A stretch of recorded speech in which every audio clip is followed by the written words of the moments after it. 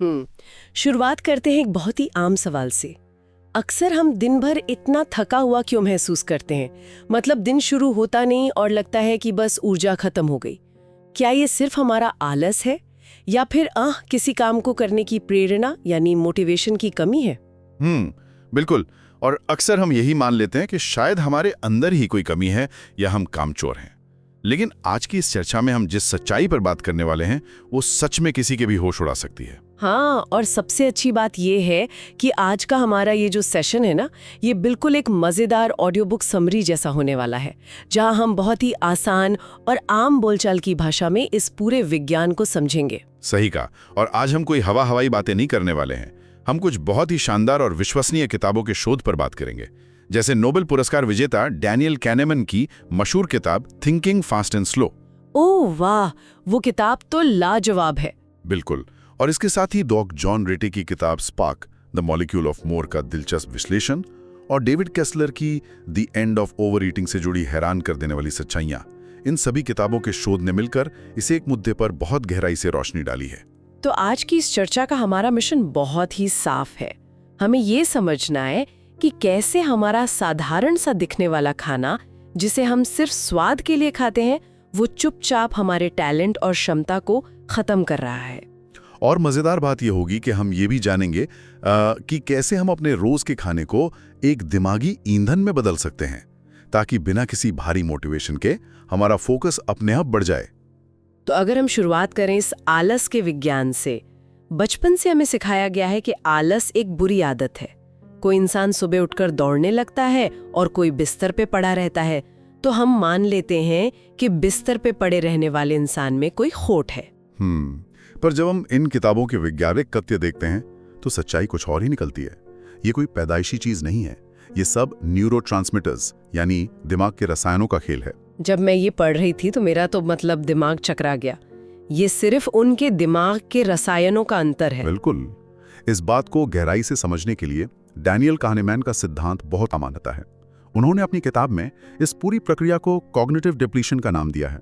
इसे ऐसे समझें जैसे आपके मोबाइल फोन की बैटरी मान लीजिए 10% पर आ गई है। हाँ, तो वो तुरंत रेड हो जाती है और फोन तुरंत बैकग्राउंड में चल रहे सारे ऐप्स को बंद कर देता है, स्क्रीन की रोशनी कम कर देता है ताकि फोन स्विच ऑफ ना हो। हमारा दिमाग भी ठीक यही करता है। मतलब जब शरीर में ऊर्जा कम होती है तो दिमाग तुरंत सर्वाइवल मोड यानी खुद को बचाने की स्थिति में चला जाता है। एकदम सही। दिमाग को लगता है कि जिंदा रहने के लिए बस थोड़ी सी ही ऊर्जा बची है, तो वो उस ऊर्जा को सोचने, समझने या कोई नया मुश्किल काम करने में खर्च नहीं करना चाहता। तो नतीजा ये होता है कि दिमाग आलसी बन जाता है। हाँ, और इंसान कमजोर और जल्दबाजी वाले फैसले लेने लगता है। ऐसे समय में जिम जाने की बजाय सोफे पर लेटकर टीवी देखना एक बहुत ही तार्किक और बायोलॉजिकल प्रतिक्रिया बन जाती है। यानी दिमाग अंदर से चिल्ला रहा होता है कि भाई मेरे पास सोचने के लिए ईंधन नहीं है, मुझे आराम करने दो। और हम सोचते हैं कि हमारा मन नहीं कर रहा। और यहीं पर हम एक बहुत ही जादुई रसायन की एंट्री होती है, dopamine. The molecule of more में जिस तरह से इसे समझाया गया है वो वाकई हैरान करने वाला है। अक्सर लोग डोपामीन को सिर्फ खुशी या मजे से जोड़ते हैं। कोई स्वादिष्ट चीज खाई तो डोपामीन मिला, लेकिन द मॉलिक्यूल ऑफ मोर के अनुसार इंसान के अंदर जो कुछ बड़ा करने की आग होती है, जो एक महत्वाकांक्षा होती है, वो सब इसी डोपामीन से आती है। कार नहीं है, वो सिर्फ दिमाग में डोपामीन का तेज बहाव है। बिल्कुल। तो सबसे बड़ा सवाल ये उठता है कि डोपामीन बनता कैसे? ये तो है नहीं कि हमने सोचा और डोपामीन बन गया। इसके लिए कोई कच्चा माल तो चाहिए होगा। और वो कच्चा माल आता है हमारे खाने से। जब हम खाना खाते हैं तो प्रोटीन टूटकर अमीनो एसिड्स में बदल जाता है, और यहीं से हमारे दिमाग के अंदर की एक बहुत बड़ी और खामोश जंग शुरू होती है, टायरोसिन बनाम ट्रिप्टोफैन की जंग। ये जंग वाकई में हमारी रोजमर्रा की जिंदगी की सबसे बड़ी लड़ाई है, जिसके बारे में किसी को पता तक नहीं होता। बिल्कुल नहीं पता होता। टायरोसिन असल में प्रोटीन से मिलने वाला एक बेहद खास अमीनो एसिड है। ये सीधा दिमाग में जाता है और वहां जाकर डोपामीन और नॉरएपिनेफ्रिन जैसे रसायनों का निर्माण करता है। ये वही रसायन है जो इंसान को एकदम अलर्ट रखते हैं और लगातार काम करने की ऊर्जा देते हैं। रात के 3 बज रहे हैं, एक फाइटर पायलट आसमान में युद्ध के बीचों बीच है। उस वक्त जरा सी नींद जानलेवा हो सकती है। बिल्कुल। ऐसे समय में उन पायलट्स को घातक रूप से अलर्ट रखने के लिए इसी खास रसायन टायरोसिन का इंजेक्शन दिया जाता है। ये उनके थके हुए दिमाग में तुरंत डोपामीन का विस्फोट करता है और उन्हें एक मशीन की तरफ फोकस कर देता है। और अगर इतिहास में जाएं तो नेपोलियन बोनापार्ट का उदाहरण भी बड़ा दिलचस्प है। नेपोलियन सिर्फ अपने हथियारों के दम पर युद्ध नहीं जीतता था, वो अपनी सेना की थाली पर भी बहुत कड़ी नजर रखता था। मतलब वो खाने को भी एक हथियार की तरह इस्तेमाल करता था। हाँ, युद्ध के मैदान में उतरने से ठीक पहले वो अपनी सेना को भारी मात्रा में प्रोटीन से भरा खाना खिलाता था। शायद उसे इन रसायनों के वैज्ञानिक नाम नहीं पता थे, लेकिन उसे अपने अनुभव से ये जरूर मालूम था कि ऐसा खाना खाने से उसके सैनिक ज्यादा चौकन्ने रहते हैं। उनका रिएक्शन टाइम बेहद तेज हो जाता है। बिल्कुल, और उनमें हार न मानने की आक्रामकता बनी रहती है। आज का विज्ञान इस बात पर मोहर लगाता है कि उस वक्त सैनिकों के खून में कितनी तेजी से टायरोसिन दौड़ रहा था। तो अगर टायरोसिन इतना अच्छा है तो फिर दिक्कत कहाँ है? हम सब नेपोलियन की सेना की तरह ऊर्जावान क्यों नहीं महसूस करते? क्योंकि मेडिकल रिसर्चर बॉब आर्नो की रिसर्च बताती है कि इस टायरोसिन का सबसे बड़ा दुश्मन है ट्रिप्टोफैन, और यहीं से शुरू होती है वो दोपहर की सुस्ती जिसे हम सब ने कभी ना कभी ऑफिस या कॉलेज में बर्दाश्त किया है। ओह, ये ट्रिप्टोफैन वाला हिस्सा मुझे बहुत ही दिलचस्प लगा था। ये भी एक अमीनो एसिड है, लेकिन ये कार्बोहाइड्रेट के जरिए शरीर में सक्रिय होता है ना? एकदम सही। जब हमारे खाने में बहुत ज्यादा कार्बोहाइड्रेट होता है, जैसे चावल, रोटी, आलू या मैदा, तो ये ट्रिप्टोफैन और टायरोसिन दिमाग के दरवाजे पर आपस में मुकाबला करते हैं। और अगर खाने में कार्ब ज्यादा है तो ट्रिप्टोफैन जीत जाता है। हाँ, वो जीत जाता है और टायरोसिन को दिमाग में घुसने ही नहीं देता। नतीजा ये होता है कि ट्रिप्टोफैन दिमाग में जाकर सेरोटोनिन नाम का रसायन बना देता है। अब सेरोटोनिन कोई बुरी चीज तो है नहीं, ये शांति देता है, तनाव कम करता है, नींद लाता है। लेकिन जरा सोचिए, अगर कोई ऑफिस में किसी बहुत ही जरूरी प्रोजेक्ट पर काम कर रहा हो और उसने लंच में भारी मात्रा में चावल और रोटी खा ली हो, तो उसका दिमाग सेरोटोनिन से भर जाएगा। दोपहर के 2 बजे की वो मीटिंग जहां बॉस कुछ बहुत जरूरी बता रहे होते हैं और हमारा दिमाग सेरोटोनिन के नशे में बस ये सोच रहा होता है कि काश डेस्क के नीचे छुप के 15 मिनट की नींद ली जा सके। और हम सोचते हैं कि ये थकान ज्यादा काम करने की वजह से है, जबकि इसके पीछे हमारी नियत नहीं, लंच में खाई गई वो एक्स्ट्रा रोटियां जिम्मेदार हैं। ये तो सच में एक वेकअप कॉल है। लेकिन यहाँ पर एक बहुत बड़ा भ्रम भी है। कई बार लोगों को लगता है कि अगर थकान लग रही है तो कुछ मीठा खा लेते हैं, तुरंत ऊर्जा मिल जाएगी। हाँ, जिसे लोग शुगर रश कहते हैं। बिल्कुल, जब हम मीठा खाते हैं, कोई चॉकलेट या कोल्ड ड्रिंक पीते हैं, तो एकदम से बहुत ऊर्जा आती है। ऐसा लगता है जैसे किसी ने बैटरी फुल चार्ज कर दी हो। लेकिन फिर हम तुरंत इतनी बुरी तरह थक क्यों जाते हैं? इस सवाल का सबसे बेहतरीन जवाब डेविड केस्लर की किताब the end of over eating में मिलता है। आधुनिक फूड इंडस्ट्री ने इस दिमागी रसायन विज्ञान को पूरी तरह से हैक करना सीख लिया है। उन्होंने चीनी, फैट और नमक का एक ऐसा खतरनाक कॉम्बिनेशन तैयार किया है जो हमारे सिस्टम को चकमा दे देता है। मतलब सफेद ब्रेड या पेस्ट्री खाते ही खून में ग्लूकोज का स्तर रॉकेट की तरह ऊपर भागता है। पर असलियत में ये कोई असली ऊर्जा नहीं है, ये शरीर के लिए खतरे की घंटी है।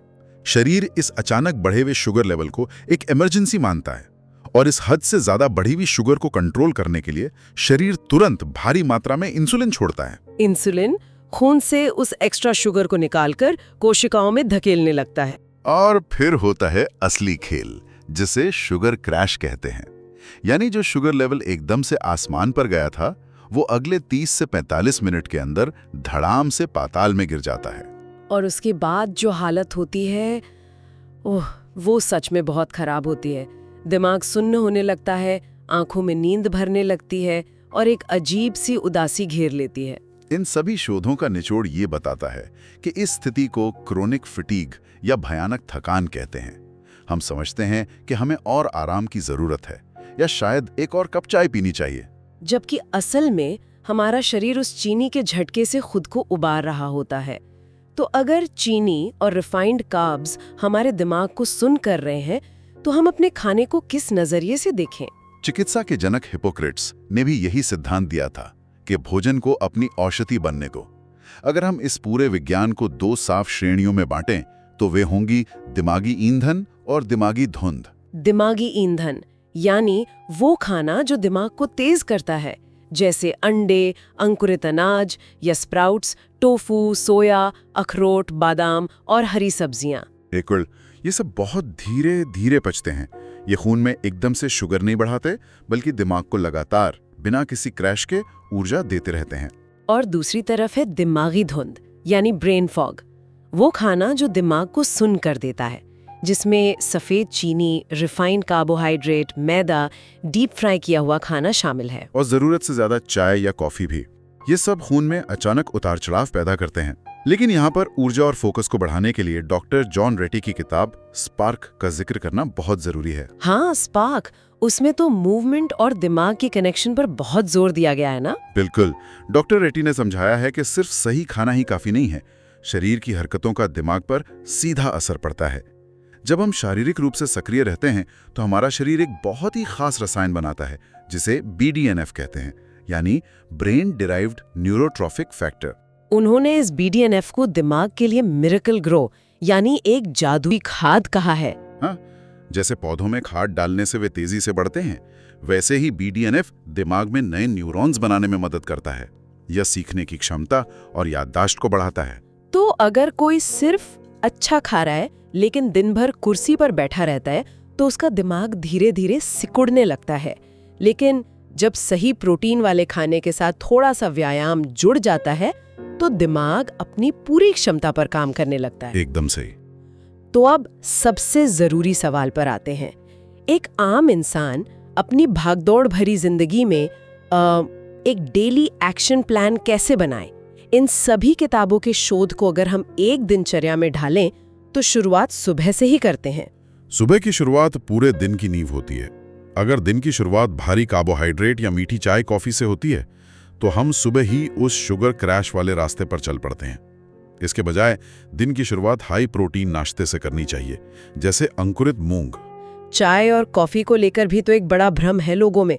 सबको लगता है कि सुबह उठते ही चाय पीने से दिन शुरू होता है, नींद खुलती है। लेकिन विज्ञान कहता है कि ये सिर्फ 15 मिनट की नकली ऊर्जा देती है और उसके बाद आपको पहले से भी गहरी थकान में धकेल देती है।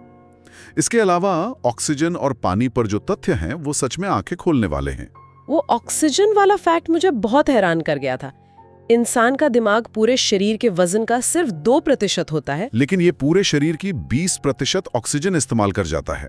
इसलिए हर घंटे थोड़ी गहरी सांसें लेना एक टर्बो चार्जर का काम करता है। और पानी का रोल भी तो बहुत बड़ा है, क्योंकि दिमाग का लगभग 75% हिस्सा पानी है। जब डिहाइड्रेशन होता है तो दिमाग की कोशिकाएं अंदर से सिकुड़ने लगती हैं। बिल्कुल। इसलिए सुबह उठते ही सबसे पहले 2 ग्लास हल्का गर्म पानी पीना चाहिए ताकि दिमाग वापस अपने आकार में आ सके। फिर आता है दोपहर का समय, वही 2 से 3 बजे का वक्त जो सबसे खतरनाक होता है। उस वक्त भारी कार्बोहाइड्रेट और फैट खाने से बचना चाहिए। हाँ, जैसे घी और चावल खाने से बचें। लंच हमेशा हाई प्रोटीन और लो फैट होना चाहिए ताकि वो सेरोटोनिन वाला नशा दिमाग पे हावी ना हो। और शाम के 5 बजे के स्ट्रेस ईटिंग का क्या करें? दिन भर काम करने के बाद शाम को अचानक शरीर ऊर्जा मांगता है और हम जंक फूड की तरफ भागते हैं। इससे बचने का एक बहुत ही व्यवहारिक तरीका ये है कि ऊर्जा गिरने से 30 मिनट पहले ही स्लो रिलीजिंग कार्ब्स खा लेने चाहिए, जैसे ओट्स या फाइबर वाले फल जैसे सेब और केला। बिल्कुल, ये दिमाग को स्थिर ऊर्जा देते हैं ताकि अचानक से समोसे या चिप्स खाने की इच्छा ही पैदा ना हो। और रात का खाना हमेशा हल्का होना चाहिए और सोने से कम 2-3 घंटे पहले खा लेना चाहिए। यहाँ पर फास्टिंग यानी उपवास का विज्ञान समझना भी बहुत जरूरी है। प्राचीन काल के योगी हों या आज के सफल उद्योगपति, फास्टिंग का बहुत बड़ा रोल है। हाँ, जब हम रात के खाने से लेकर अगले दिन के नाश्ते तक कम से कम 14 घंटे का गैप रखते हैं तो दिमाग सर्वाइवल मोड में आकर वही BDNF नाम का रसायन बनाता है जिसकी हमने बात की थी। ये रात भर में दिमाग की पूरी रिपेयरिंग कर देता है। तो अगर हम इस पूरी चर्चा को समेटें तो मुख्य सार यही है कि अगर हम अपनी थाली को कंट्रोल कर लें तो हमारे मूड स्विंग्स खत्म हो जाएंगे और फोकस अपने आप दोगुना हो जाएगा। बिल्कुल। एक 7 दिन का हाई प्रोटीन ब्रेकफास्ट चैलेंज हमारी पूरी बायोकेमिस्ट्री को बदल सकता है। अगर सिर्फ 7 दिन तक सुबह भारी कार्ब्स हटाकर हाई प्रोटीन लिया जाए तो शरीर खुद हमें काम करने के लिए मजबूर करेगा। आलस कोई व्यक्तिगत खामी नहीं है, ये बस गलत खानपान का नतीजा है। बहुत ही शानदार विश्लेषण। और जाते जाते एक ऐसा विचार जो सच में गहराई से सोचने पर मजबूर कर देता है। आज हमने जाना कि सिर्फ हमारे नाश्ते का सीधा असर हमारे दिमाग में नए न्यूरॉन्स के बनने पे पड़ता है। तो ज़रा सोचिए हमारी दिनचर्या की ऐसी और कितनी छोटी छोटी आदतें होंगी, जैसे हमारे बैठने का तरीका या कमरे की रोशनी, जो चुपचाप हमारे दिमाग की प्रोग्रामिंग को बदल रही हैं और हमें इस बात का ज़रा भी अंदाज़ा नहीं है। इस बेहद रोमांचक चर्चा में हमारे साथ जुड़े रहने के लिए बहुत बहुत धन्यवाद।